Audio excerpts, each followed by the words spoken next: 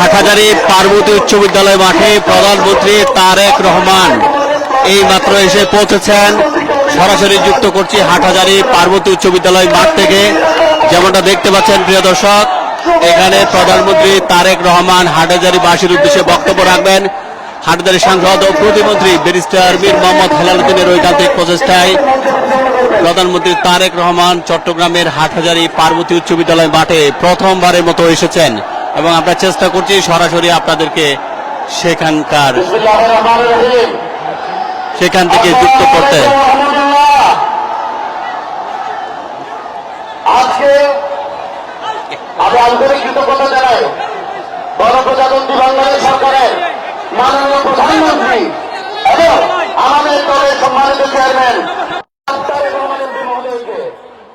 এই হাটহাজারী বাসীদের মানুষ আপনার ছাত্রকে, আপনার কর্মীকে 1 লক্ষের অধিক ব্যবধানে বিজয়ী করেছে আপনার ধানের শীষ দিয়ে। আপনি আমাদের হাটহাজারীতে এসেছেন, আমরা আন্তরিকভাবে কৃতজ্ঞ।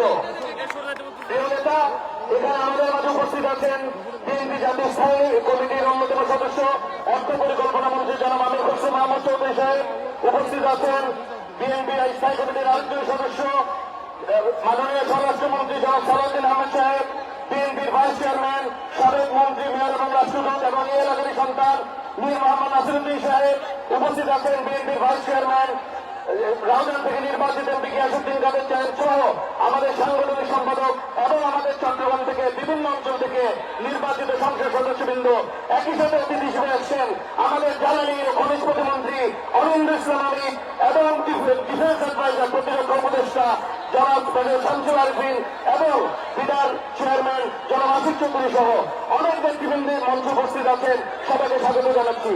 যেহেতু মাননীয় প্রধানমন্ত্রীর অনেকগুলো কর্মসূচি সামনে আছে এবং বিলম্ব হয়ে গেছে, আমি মাননীয় স্থায়ী কমিটির সদস্যের অনুমতি নিয়ে আমি এই কার্যক্রমটা শুরু করতে যাচ্ছি।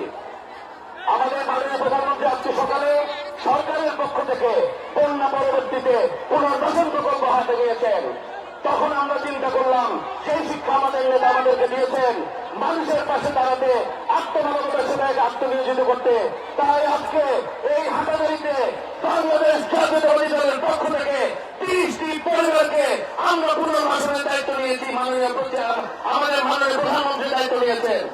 আমি আর কাল বিলম্ব না করে যাদেরকে দিব তাদের মধ্যে কয়েকজনকে আমি মঞ্চে আসার জন্য আহ্বান জানাচ্ছি যাতে ওনারা এসে মাননীয় প্রধানমন্ত্রী থেকে ওনাদের প্রতীকী যে উপহারটা দিচ্ছেন এটা নিয়ে যান। সাথে সাথে আপনারা নিচে বসার সাথে সাথে আপনাদেরকে বাকিটা যেটা অ্যাকচুয়াল দিবে সেটা পৌঁছে দেওয়া হবে। আমি এখন বিনীতভাবে অনুরোধ জানাচ্ছি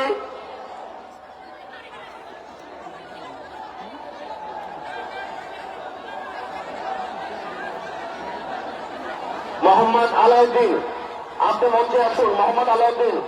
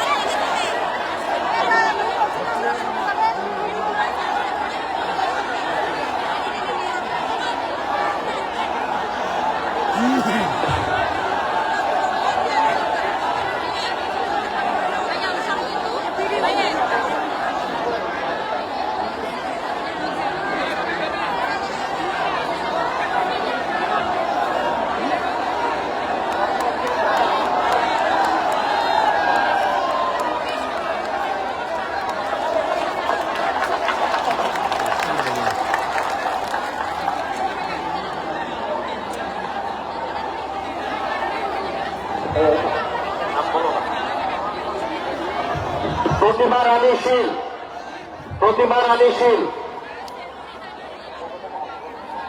আবু কুরা বেগম,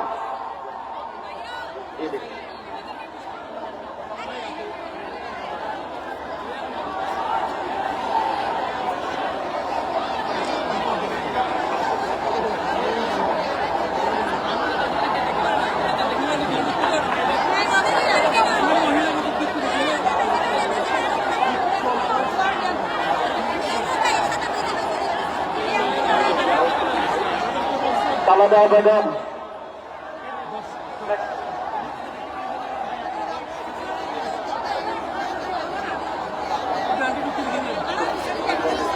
সুজিত মল্লিক,